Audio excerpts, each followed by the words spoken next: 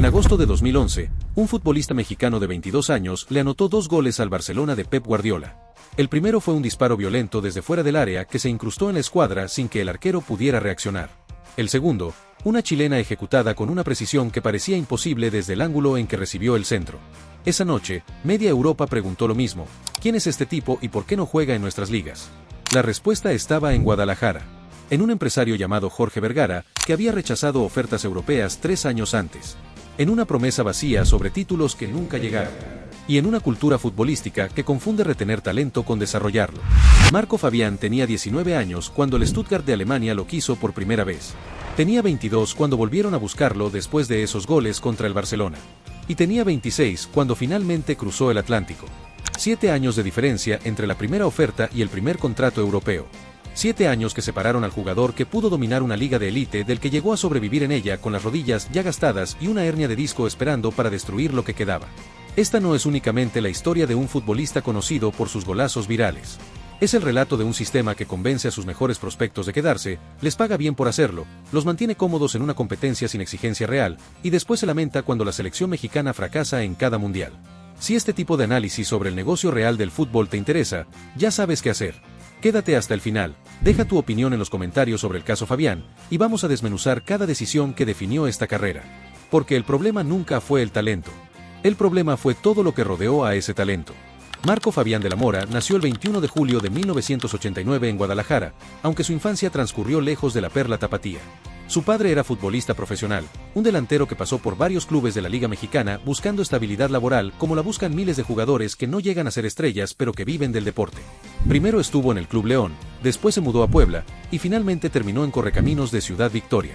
Cada cambio de equipo significaba un nuevo comienzo para toda la familia. Maletas, escuelas diferentes, amigos que se quedaban atrás. Pero hay una ventaja enorme en crecer dentro de un vestidor profesional. Los hijos de futbolistas entienden antes que nadie que este deporte no consiste solamente en patear un balón con habilidad. Observan las negociaciones contractuales desde la mesa del comedor. Escuchan conversaciones sobre lesiones que pueden terminar carreras. Ven de cerca los recortes de plantilla que dejan a compañeros de su padre sin trabajo de un día para otro. Marco absorbió todas esas lecciones antes de cumplir 10 años, cuando la mayoría de los niños todavía creen que el fútbol es solo un juego. En Ciudad Victoria, mientras su padre defendía la camiseta del Correcaminos, Marco se inscribió en una academia local llamada Pumitas. Fue ahí donde recibió el apodo que lo acompañaría durante años, el Turbo. La velocidad era su característica más evidente, la que saltaba a la vista en cuanto arrancaba con el balón. Pero quienes lo observaban entrenar con atención notaban cualidades más sofisticadas que la simple rapidez. Su posicionamiento sin balón revelaba una inteligencia táctica inusual para su edad. Encontraba espacios que otros niños no veían. Aparecía en zonas del campo donde nadie lo esperaba. Y cuando recibía la pelota, su primer control ya estaba orientado hacia el siguiente movimiento. El paso por Pumitas duró apenas 12 meses.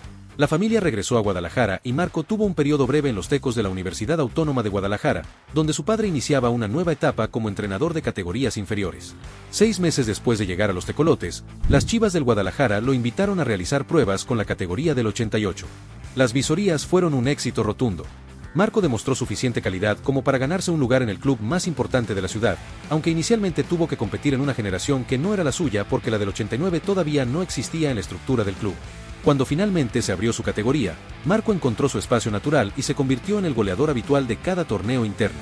Los técnicos de fuerzas básicas lo señalaban como el prospecto más prometedor de su generación. Todo parecía encaminado hacia un ascenso meteórico. Aquí aparece el primer obstáculo serio en su desarrollo, uno que marcaría un patrón en su carrera. Chivas frecuentemente convocaba a sus mejores prospectos para disputar torneos fuera del estado o incluso fuera del país. Eran oportunidades valiosas para medirse contra otras canteras, para conocer diferentes estilos de juego, para madurar como futbolistas en contextos competitivos distintos. Marco casi nunca podía asistir a estos torneos. Sus padres, protectores al extremo, no le permitían viajar sin supervisión familiar directa. La decisión era comprensible desde la perspectiva de una familia que cuidaba a su hijo, pero las consecuencias fueron concretas y medibles. A los 14 años, Marco no ascendió con su generación a la siguiente categoría. Los entrenadores consideraron que la falta de participación en torneos importantes había limitado su desarrollo competitivo. El golpe emocional fue devastador para un adolescente que se había acostumbrado a ser el mejor de cada grupo donde participaba. De pronto recibía un mensaje brutal: no eres suficiente, no cumples con lo que necesitamos. Marco consideró seriamente abandonar el fútbol. Si el club que lo había formado no creía en él, quizás debía buscar otro camino. La familia intervino con las palabras justas. Le explicaron que los reveses forman parte inevitable del camino hacia cualquier meta importante. Que el talento no garantiza nada sin perseverancia. Que quedarse estancado un año no significaba el fin de sus aspiraciones. Marco escuchó, procesó la decepción y decidió continuar. Lo que entonces parecía un fracaso terminó transformándose en una bendición disfrazada. Al permanecer en la categoría inferior, Marco siguió acumulando goles y títulos que eventualmente llamaron la atención de quienes tomaban decisiones en el primer equipo. A veces retroceder un paso permite tomar impulso para saltar más lejos. En 2006, con apenas 16 años recién cumplidos, José Manuel de la Torre lo incorporó a los entrenamientos del plantel profesional. Compartir cancha diariamente con figuras consolidadas como Ramón Morales, Héctor Reynoso y Adolfo Bautista aceleró su maduración táctica de una manera que ninguna categoría juvenil podría igualar. Aprendió a leer el juego observando a los mejores. Entendió el ritmo del fútbol profesional antes de debutar en él. Absorbió hábitos de entrenamiento, mentalidad competitiva y pequeños secretos del oficio que solo se transmiten de veteranos a jóvenes dentro de un vestidor. Pero ese mismo año sucedería algo que ningún entrenamiento, ninguna charla técnica, ninguna experiencia deportiva podía prepararlo para enfrentar. Jonathan Fabián tenía 23 años cuando salió una noche con amigos en Guadalajara. Era el hermano mayor de Marco, el que había jugado fútbol primero, el que probablemente inspiró al menor a seguir el mismo camino cuando todavía era un niño imitando a su padre y a su hermano en el patio de la casa. Jonathan también había soñado con ser profesional, aunque su carrera nunca alcanzó las alturas que prometía la de Marco. Esa noche de 2006, Jonathan salió a divertirse sin imaginar que no regresaría. Lo encontraron días después en una zanja a las afueras de la ciudad. Su cuerpo había sido mutilado con una brutalidad que solo puede entenderse en el contexto de un país que comenzaba a desangrarse por la violencia del narcotráfico. El rostro estaba irreconocible. La familia tuvo que identificarlo por otras señas. México en esos años vivía los primeros capítulos de una guerra que después se normalizaría en la conciencia colectiva, pero para los Fabián no había contexto histórico ni explicación sociológica que aliviara el horror de perder a un hijo, a un hermano, de esa manera. Marco tenía 17 años cuando mataron a Jonathan. Estaba en el momento más crítico de su formación como futbolista, a pocos meses de poder debutar profesionalmente en la Liga Mexicana. La tentación de derrumbarse, de abandonar todo, de dejarse consumir por el dolor y la rabia, era inmensa. Muchos lo habrían comprendido. Nadie habría juzgado a un adolescente que decidiera alejarse del fútbol después de semejante tragedia. Pero Marco tomó una decisión que revelaría una fortaleza interior que pocos sospechaban. Utilizaría la muerte de su hermano como combustible, no como excusa. Cada partido que disputara desde ese momento sería en honor a Jonathan. Cada gol sería una forma de mantener viva su memoria. El dolor no desaparecería nunca, pero podía transformarse en algo que lo impulsara hacia adelante en lugar de hundirlo. El técnico que más había confiado en su potencial durante las categorías juveniles, el Chepo de la Torre, fue despedido del primer equipo poco después de aquellos meses terribles. Su reemplazo fue Efraín Flores, quien conocía perfectamente a Marco porque lo había dirigido en las fuerzas básicas. Flores mantenía la misma fe en el talento del joven mediocampista y le daría la oportunidad que cambiaría el rumbo de su vida. Última jornada de la Apertura 2007. Chivas visitaba a Jaguares de Chiapas en un partido sin trascendencia para ninguno de los dos equipos. Efraín Flores decidió que era el momento perfecto para darle minutos a su joven promesa. Marco Fabián debutó en Primera División a los 18 años de edad. Fue su único partido de ese torneo, apenas un puñado de minutos que no alteraron ninguna estadística importante. Pero la puerta estaba abierta. Ya era oficialmente futbolista profesional. El Clausura 2008 trajo más oportunidades y un momento que los aficionados del Guadalajara todavía recuerdan con nostalgia. En su primer partido del semestre, Marco anotó su primer gol profesional frente a Monarcas Morelia. No fue un golazo espectacular de los que después lo harían famoso. Fue un tanto de área, de oportunismo, de estar en el lugar correcto cuando el balón llegó. Pero marcó el inicio de algo más grande que un simple debut goleador. Chivas clasificó a la Copa Libertadores ese año y terminó en tercer lugar de su grupo, lo suficiente para acceder a la Copa Sudamericana del segundo semestre. Fue en ese torneo continental, enfrentando a clubes sudamericanos con historia y jerarquía, donde Marco Fabián se presentó ante el continente. Los cuartos de final emparejaron al Guadalajara contra River Plate de Argentina. Primer partido en el Estadio Monumental de Buenos Aires, templo del fútbol rioplatense, ambiente hostil diseñado para intimidar a cualquier visitante. La historia de River pesaba sobre cada centímetro del césped. Marco Fabián, con 19 años y menos de un año como profesional, anotó 2 goles que sellaron una victoria impensada y aseguraron el pase a semifinales. Los hinchas millonarios no podían creer lo que estaban presenciando. Un mexicano desconocido acababa de humillar a su equipo en casa. Las semifinales fueron otra historia completamente diferente. Internacional de Porto Alegre, el campeón sudamericano de ese momento, demolió a Chivas con un 6-0 global que borró toda la euforia de la eliminatoria anterior. Fue una lección brutal sobre la diferencia entre tener talento individual y competir contra equipos verdaderamente preparados para torneos internacionales. Pero el mensaje sobre Marco ya estaba enviado a quien quisiera escucharlo. Este jugador mexicano poseía algo diferente, algo que merecía una oportunidad en un escenario más exigente. Y alguien en Alemania estaba prestando mucha atención. El Stuttgart de la Bundesliga envió una oferta formal por Marco Fabián a finales de 2008. El club alemán había seguido con interés sus actuaciones en la Copa Sudamericana y veía en él un proyecto de mediano plazo, un jugador joven con características técnicas poco comunes que podía desarrollarse hasta convertirse en una pieza importante de su plantilla. Marco estaba completamente dispuesto a aceptar. Tenía 19 años, la edad perfecta para emigrar a Europa, adaptarse a una nueva cultura, aprender un idioma diferente y formarse en un fútbol infinitamente más exigente que el mexicano. Jorge Vergara dijo que no. El dueño de Chivas rechazó la oferta sin consultarle a Marco. Cuando el jugador se enteró y expresó su deseo de irse, Vergara lo convenció de que estaba cometiendo un error. Le dijo que era demasiado joven, demasiado inexperto, que el proyecto en Guadalajara era más importante que cualquier aventura europea. Le prometió títulos. Le prometió que construirían un equipo campeón alrededor de su talento. Le prometió que su momento de emigrar llegaría cuando estuviera verdaderamente preparado. Marco escuchó a quien controlaba su carrera. Quizás fue ingenuidad juvenil. Quizás fue lealtad mal entendida hacia el club que lo había formado. Quizás simplemente no tuvo la madurez ni el respaldo necesarios para contradecir a un empresario poderoso que le aseguraba saber que era lo mejor para su futuro. Sea cual fuera la razón, Marco aceptó quedarse en México. Los siguientes 2 años fueron una montaña rusa de inconsistencia que parecía confirmar los argumentos de Vergara. Marco alternaba entre la titularidad y el banquillo sin lograr establecerse como figura indiscutible del equipo. 4 torneos consecutivos pasaron sin que su rendimiento justificara la decisión de haber rechazado la Bundesliga. Los críticos señalaban que todavía le faltaba madurez competitiva. Los defensores argumentaban que el contexto táctico de Chivas no favorecía sus características. La verdad probablemente contenía elementos de ambas posiciones. Pero en agosto de 2011, todo cambió en 90 minutos que quedarían grabados en la memoria colectiva del fútbol mexicano. Chivas disputó un amistoso de pretemporada contra el Barcelona de Pep Guardiola. No era cualquier Barcelona. Era el mejor equipo del planeta en ese momento, con Lionel Messi en su pico físico, con Xavi Hernández y Andrés Iniesta controlando cada centímetro del mediocampo, con una filosofía de juego que había revolucionado el fútbol mundial y cosechado todos los títulos imaginables. Enfrentarlos era un honor y un desafío mayúsculo incluso en un partido amistoso. Marco Fabián saltó al campo del estadio Sun Life de Miami con algo que demostrar. Llevaba 3 años esperando otra oportunidad europea. 3 años escuchando que no estaba listo. 3 años viendo cómo otros jugadores mexicanos con menos talento emigraban mientras él seguía atrapado en una liga que ya le quedaba pequeña. Primer gol, un disparo desde más de 25 metros que viajó con una violencia imposible de contener. El balón entró en la escuadra superior derecha sin que Víctor Valdés pudiera hacer otra cosa que observar su trayectoria. El estadio enmudeció por un instante antes de estallar en celebración. Segundo gol, una chilena acrobática ejecutada con una técnica perfecta. El centro llegó desde la banda izquierda, Marco calculó la parábola del balón, se elevó, giró su cuerpo en el aire, y conectó un remate que entró pegado al poste.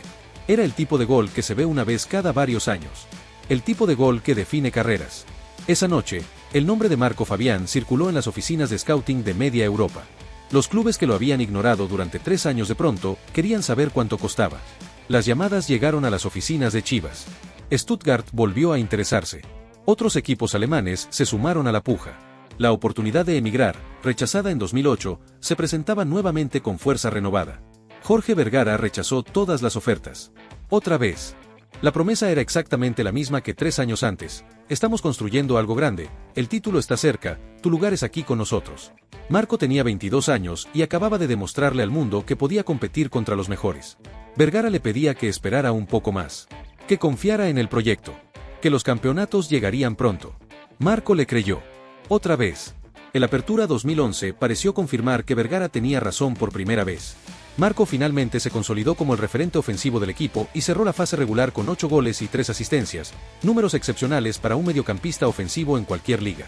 Chivas terminó como líder general del torneo y todo indicaba que el tan prometido título estaba al alcance de la mano. Pero hubo un episodio en ese semestre que reveló aspectos preocupantes del carácter de Marco, facetas que sus defensores más apasionados prefieren ignorar cuando narran su historia.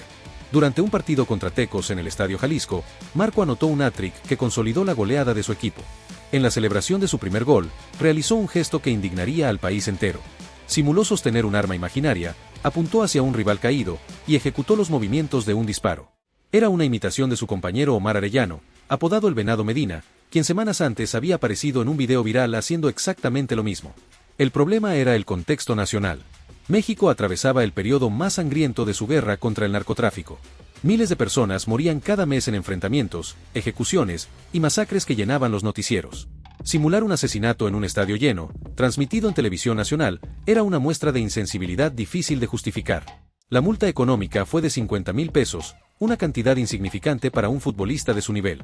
El daño a su imagen pública fue considerablemente mayor.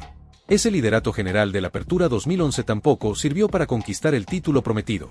En cuartos de final, Gallos Blancos de Querétaro eliminó a Chivas con una combinación de pragmatismo táctico y eficiencia que el supuestamente superior equipo tapatío no supo contrarrestar.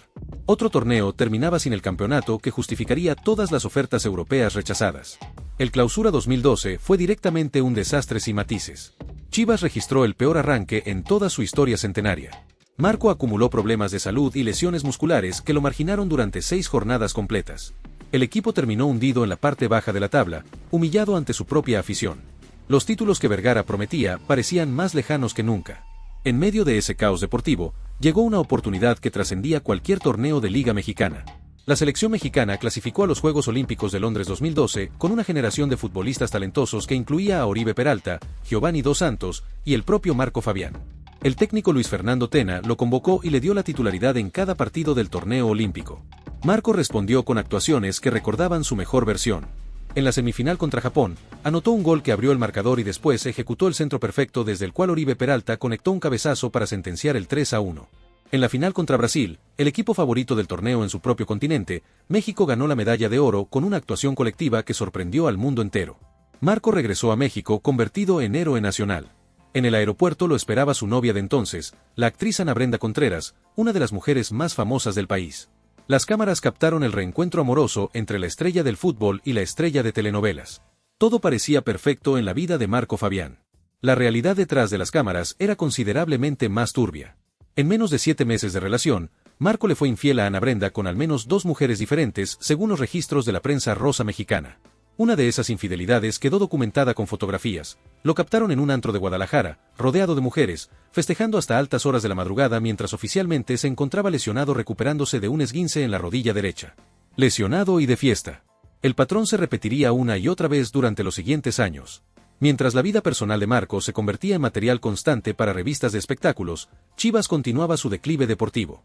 El Clausura 2013 terminó con el equipo en penúltimo lugar de la tabla general, una posición vergonzosa para un club con la historia y el presupuesto del Guadalajara. Pese a las lesiones, las distracciones extracancha y el caos institucional que rodeaba al equipo, Marco logró anotar 12 goles entre los 2 torneos del año. Su talento individual seguía intacto aunque todo a su alrededor se desmoronaba. Esa capacidad goleadora le valió una convocatoria a la Copa Oro 2013, donde anotó 3 goles y regaló una asistencia antes de que el equipo cayera eliminado en semifinales ante Panamá. Otro torneo que terminaba antes de tiempo. El Apertura 2013 marcó un nuevo fondo en la historia de Chivas. El equipo sumó apenas 12 puntos en todo el semestre, el peor inicio registrado en los libros del club. La relación entre Marco y Jorge Vergara se había deteriorado más allá de cualquier posibilidad de reparación. El empresario estaba harto de los escándalos personales que su estrella generaba cada semana. Las infidelidades documentadas sumaban ya 4 mujeres diferentes. El compromiso matrimonial con Ana Brenda había terminado abruptamente cuando Marco argumentó que era demasiado joven para casarse. Los rumores sobre pagos a trabajadoras sexuales comenzaban a circular en ciertos círculos. Vergara tomó una decisión que sorprendió al entorno: prestó a Marco Fabián a Cruz Azul para el Clausura 2014. El cambio de aires funcionó de manera espectacular. Liberado de la presión mediática que lo acosaba en Guadalajara, rodeado de compañeros que no conocían los detalles de su vida privada, Marco recuperó el nivel que lo había hecho famoso. Junto al argentino Cristian Jiménez, formó una sociedad ofensiva que llevó a la máquina al liderato general del torneo.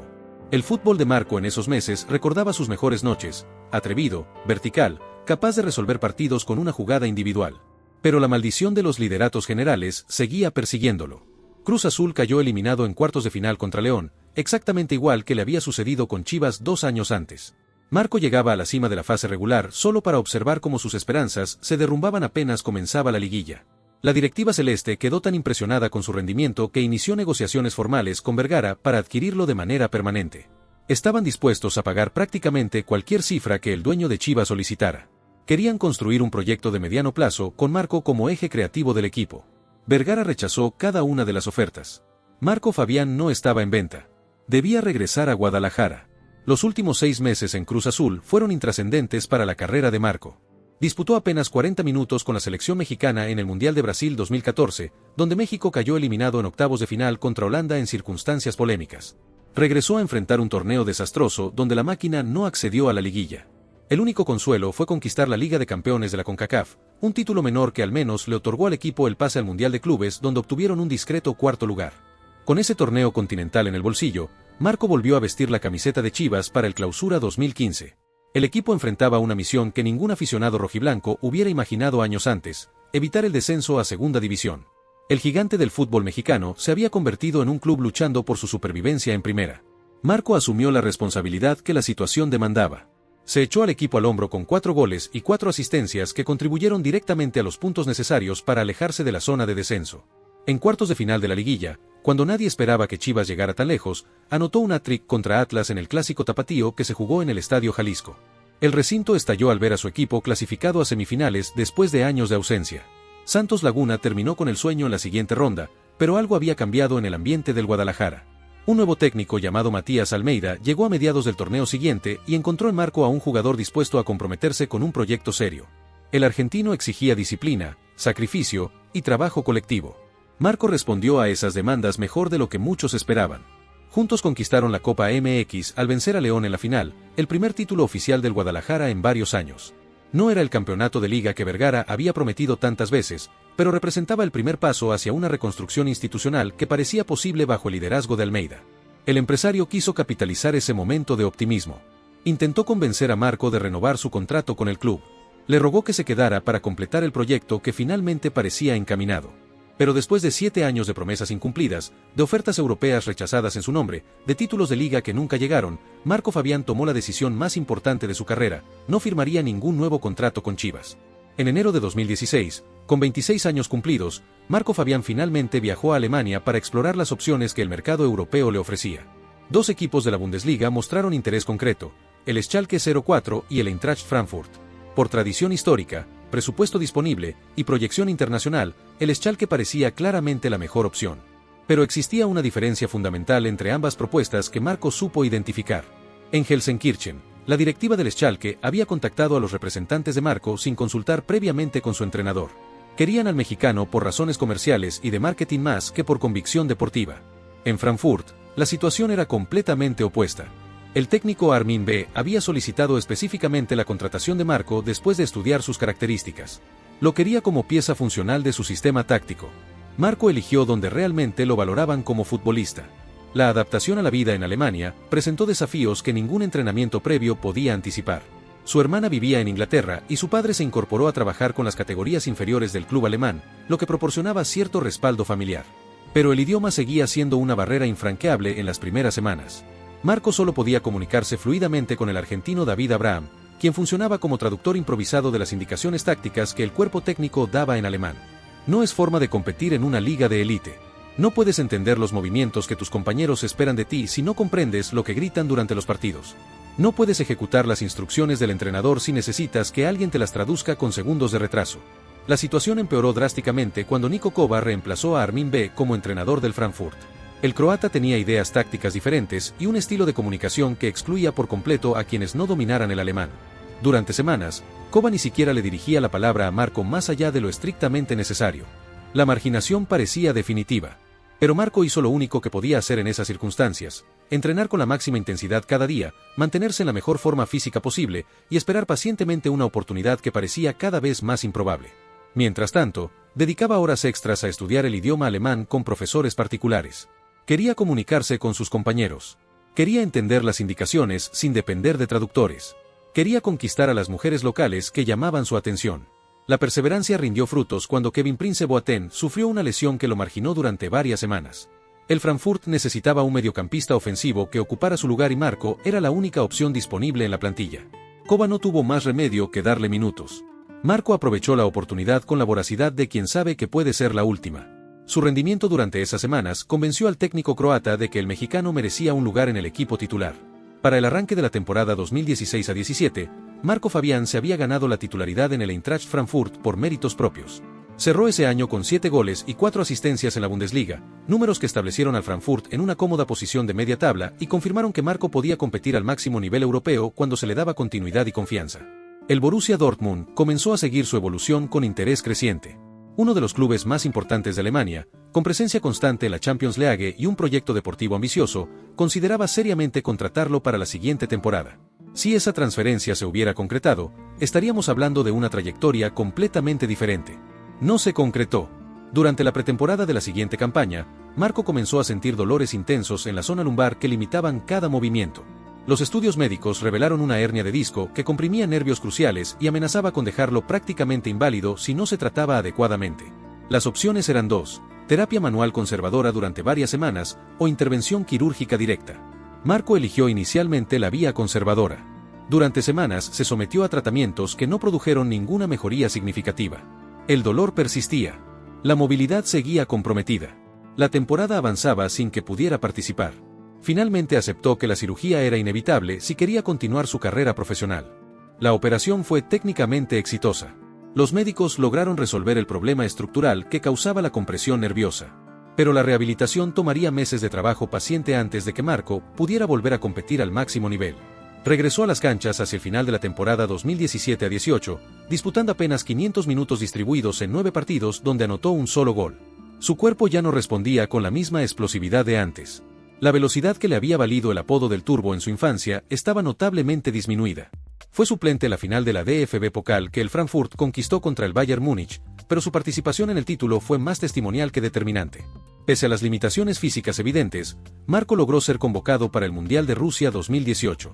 Apenas vio actividad en un partido contra Suecia donde México ya estaba prácticamente eliminado del torneo. Fue su segunda y última Copa del Mundo. El verano de 2018 trajo una oferta del Fenerbahce de Turquía que parecía una salida digna hacia un fútbol menos exigente físicamente. Las negociaciones avanzaron hasta que los médicos del club turco revisaron su historial clínico y declararon que Marco presentaba lesiones no reveladas previamente. El traspaso se canceló abruptamente. Sin opciones de salida y sin lugar en los planes del nuevo técnico del Frankfurt, Adi Hütter, Marco pasó la temporada 2018-19 sin disputar un solo minuto oficial en la Bundesliga. Entrenaba con el grupo, pero nunca era convocado para los partidos. El mensaje era devastadoramente claro. La Major League Soccer apareció como refugio para futbolistas que ya no podían competir en Europa. El Philadelphia Union lo contrató con la expectativa de que fuera su principal figura ofensiva, el jugador alrededor del cual construirían su propuesta de juego. Las lesiones recurrentes en los tobillos impidieron cualquier regularidad. Marco alternaba entre periodos de recuperación y breves apariciones que nunca alcanzaban para demostrar su verdadero nivel. A final de la única temporada de Marco con el Union, surgió un incidente que selló su salida del club. No se presentó a una reunión obligatoria del equipo sin ofrecer ninguna justificación válida. La directiva interpretó su ausencia como falta de compromiso y respeto hacia la institución. Le rescindieron el contrato de manera unilateral. Quedar como agente libre a los 30 años, con un historial de lesiones grave y una reputación de indisciplina creciente, limitaba severamente sus opciones en el mercado. El Al-Sadd de Qatar apareció como una alternativa inesperada. El equipo estaba dirigido por Xavi Hernández, el legendario mediocampista del Barcelona que Marco había enfrentado aquella noche mágica de 2011. El dinero catarí era el principal atractivo, pero trabajar bajo las órdenes de Xavi representaba también una oportunidad de aprendizaje. Marco disputó apenas 3 partidos con el Al-Sadd antes de que la pandemia del COVID-19 paralizara el fútbol mundial. Meses de inactividad forzada terminaron por deteriorar su condición física hasta niveles irrecuperables. El regreso a México fue triste por donde se lo mire. Juárez FC lo contrató para el torneo Garduñones 2020 esperando que su experiencia aportara liderazgo a un plantel joven. Su rendimiento en cancha generó más críticas que elogios. Fuera del campo, las noticias sobre fiestas en plena pandemia, violando todas las restricciones sanitarias vigentes, le costaron suspensiones disciplinarias que precipitaron el final de su vínculo con el club fronterizo. Mazatlán FC intentó rescatarlo después, pero el compromiso profesional que había mostrado brevemente bajo Matías Almeida parecía haberse evaporado por completo. Los entrenamientos eran trámites. Los partidos eran apariciones intrascendentes. El jugador que había humillado a River Plate y al Barcelona ya no existía. Su último club profesional fue el FC Santa Coloma de Andorra, un equipo de un país con menos de 80.000 habitantes que compite en una liga que la inmensa mayoría de aficionados al fútbol no podría ubicar en un mapa. Disputó 3 partidos antes de que su carrera se diluyera en el olvido. Marco Fabián tiene 35 años mientras estas palabras se escriben. Participa en un reality show de streaming llamado Love Undercover, donde futbolistas retirados o semi-retirados buscan encontrar el amor verdadero frente a las cámaras. Los productores del programa lo describen como el más tímido del grupo. Es una ironía considerable para un hombre cuya vida sentimental llenó páginas de revistas durante más de una década. Cuando los periodistas le preguntan si lamenta algo de su carrera, Marco responde que no se arrepiente de nada. Que cada decisión lo trajo hasta donde está hoy. Que aprendió de cada experiencia. Los aficionados mexicanos al fútbol no compartimos esa serenidad. Porque este era un jugador que a los 19 años anotó 2 goles en el Monumental de Buenos Aires contra uno de los clubes más grandes de Sudamérica. Que a los 22 ejecutó una chilena perfecta contra el mejor equipo del planeta. Que tuvo ofertas concretas de la Bundesliga cuando todavía le quedaban años de desarrollo físico por delante. El Stuttgart lo quiso en 2008. Si Jorge Vergara hubiera aceptado esa oferta, Marco habría llegado a Europa con 19 años. Habría tenido 7 temporadas completas para adaptarse a un nuevo idioma, a una cultura deportiva diferente, a un nivel de exigencia que la Liga MX simplemente no puede ofrecer. Habría cometido errores y aprendido de ellos mientras su cuerpo todavía respondía. Habría sufrido la hernia de disco en un contexto donde los mejores médicos deportivos del mundo podrían haberlo atendido desde el primer síntoma. En cambio, llegó a los 26 años. Tuvo apenas 2 temporadas para demostrar su nivel antes de que su espalda colapsara. Pasó el resto de su carrera buscando equipos que aceptaran sus limitaciones físicas y su historial de indisciplina. Jorge Vergara no fue el único responsable de este desenlace. Marco también tomó decisiones cuestionables que erosionaron su carrera desde adentro. Las infidelidades públicas. Las fiestas durante periodos de lesión. La falta de profesionalismo en Filadelfia. La incapacidad para mantener una disciplina personal consistente cuando el talento ya no alcanzaba para compensar los excesos. Pero el sistema del fútbol mexicano creó las condiciones perfectas para que esas decisiones fueran posibles. Cuando le pagas bien a un jugador joven para que se quede en una liga cómoda, cuando lo convences de que Europa puede esperar, cuando priorizas retenerlo por razones comerciales sobre desarrollarlo como futbolista, cuando lo rodeas de un entorno que celebra sus excesos en lugar de corregirlos, el resultado es predecible. Hay un giro final en esta historia que merece atención especial. Durante su paso por Andorra, Marco tuvo la oportunidad de comprar el Rangers FC, un club de la segunda división del pequeño Principado Pirenaico. No lo pensó demasiado. Adquirió el equipo con dinero acumulado durante sus años en Europa y en Qatar. En apenas 6 meses logró el ascenso a la primera división andorrana. El fútbol de Andorra tiene una particularidad reglamentaria que Marco identificó inmediatamente. Debido a la escasa población del país, los clubes de primera división pueden registrar hasta 25 jugadores extranjeros en sus plantillas. No hay cupos de formados localmente como en las grandes ligas europeas. Marco ha declarado públicamente que su objetivo es utilizar esa ventaja reglamentaria para atraer jóvenes mexicanos a formarse en Europa. Quiere darles la oportunidad que a él le negaron durante 7 años cruciales. Quiere que experimenten otra cultura futbolística, otra mentalidad competitiva, otro nivel de exigencia diaria, antes de que sea demasiado tarde para desarrollar su potencial completo. Es una ironía perfecta. El jugador que llegó tarde a Europa ahora invierte su tiempo y su dinero en asegurarse de que otros lleguen a tiempo. El talento que el sistema mexicano retuvo hasta exprimirlo ahora, trabaja para sacar talento de ese mismo sistema antes de que lo exprima también. Quizás no cambie nada significativo en el panorama general del fútbol mexicano. Quizás Andorra sea un escenario demasiado pequeño para producir diferencias medibles. Quizás los jóvenes que Marco lleve allí enfrenten obstáculos que ni él mismo puede anticipar.